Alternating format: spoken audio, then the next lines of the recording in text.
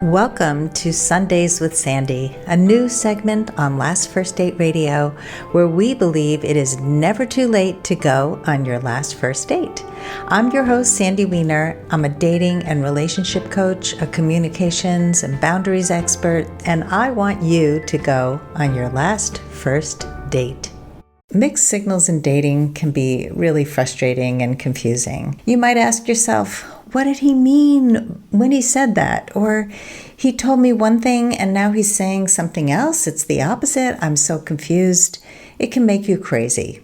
So today we're going to discuss why people give mixed signals in dating and what we can do when we are on the receiving end of these mixed signals, these ambivalent signs. He's into me, he's not into me, I don't know what's happening. What are mixed signals in dating? How do we define that? The first thing is when somebody tells you one thing but does another. And here are some examples. He says he wants to see you again, but then he doesn't follow through with a date. He says he can see a future with you, but he doesn't plan for the future. And the third example is you have an amazing first or second date and then you don't hear from him, and you're wondering why.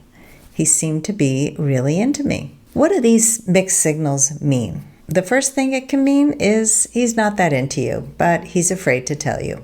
The second, he's not ready for a relationship even though he tells you that he is.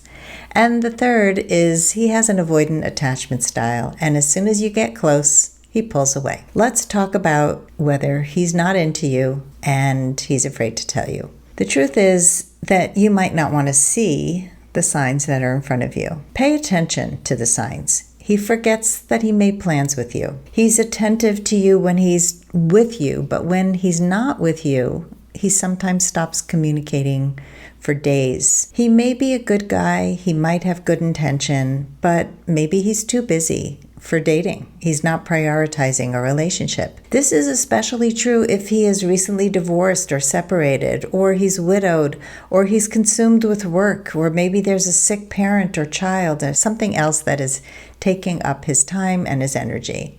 He might believe that he's more available than he actually is. I've dated many people who thought they were available. He might really like you, but maybe he's dealing with an angry ex, or the sadness that he has about the loss of his wife, and maybe he doesn't realize how big that is for him. Or maybe he's trying to balance a busy work schedule with his dating life. This is a mixed signal, and you get to decide what you're going to do about it. The next one we're going to talk about is somebody who has an avoidant attachment style. People who grew up in homes that didn't feel secure to them, where their caregivers often gave them mixed messages or they were cold. They often have attachment traumas in their romantic relationships. They want you until they get you. They pull away, and then you get more anxious. Then you pull away, and the chase starts again. And this is crazy making. It's common to have mixed feelings, uncertainty, or indecisiveness concerning any relationship until you've gotten to know each other better and feelings become more clear. But when those mixed feelings lead to ambiguity after the relationship has progressed, then you can have anxiety and fears, and it can feel like you've lost all control in the relationship, and the other person has all the power. Mixed signals keep things off balance, and they can create distance. The good news is there's something you can do to take your power back no matter what the cause of the ambiguity is. So how do we handle mixed signals in dating? The first thing is to be really clear about your must-haves and deal breakers. Know the qualities that you absolutely must have and will not tolerate in a partner. You need to have that honed down to the top 5 of each. Put it up on your mirror. Put it up somewhere where you can see it every single day, before every date, after every date. And if he has some of your must-haves and just one deal breaker, it will not work. I know that sounds extreme, but it is so true. Just imagine he's kind and he's lovely and he's a good communicator, but he's too busy for dating.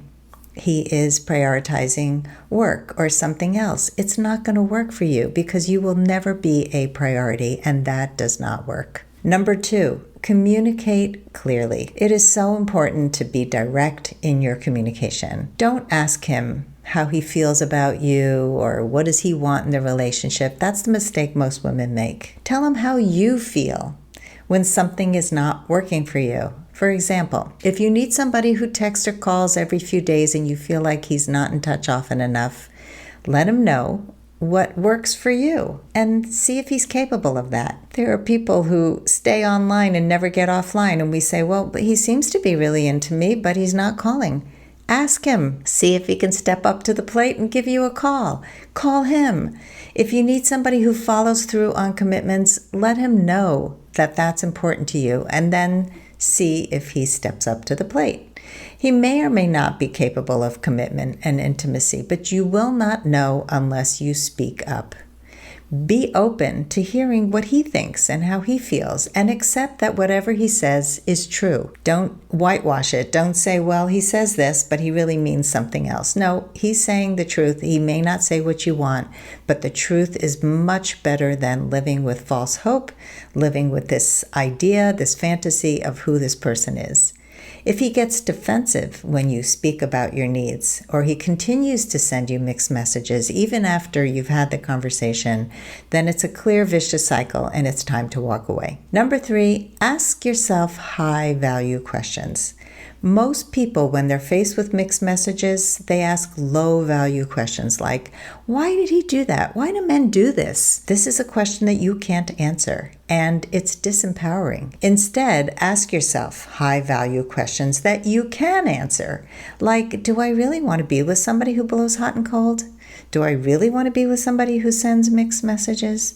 Do I really want to be with somebody who's great when we're together but disappears when we're not? The more clarity you have about what you will and will not tolerate in dating and relationships, the closer you will be to finding your special partner, somebody who is capable of consistency and follow-through and clear communication.